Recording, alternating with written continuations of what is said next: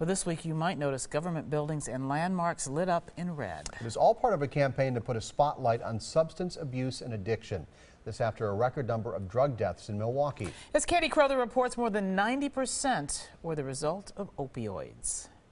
Michelle Jaskolski knows how lucky she is to have both of her sons alive. They started to not come around when they were supposed to, not return calls. 6 years ago, her all-American boys, Daryl and Kyle, experimented with prescription drugs at a party. Soon, they were addicted and trying heroin. I was just like, I am the worst mom in the world. How did this happen? You know, what did I do wrong? It wasn't until I started to share my story that I realized other people were going through it. So many people that it's hard to reach all of them. We have really more demand than we have resources in many ways in the community. To change that, public health officials with Milwaukee County are asking for your help. There's always a need for things like sober housing and for sponsors and just community support, really. This week, nonprofits, churches, and schools will be sharing resources and having important conversations with kids and teens about the problem. Helping lead the effort locally and nationally is Michelle,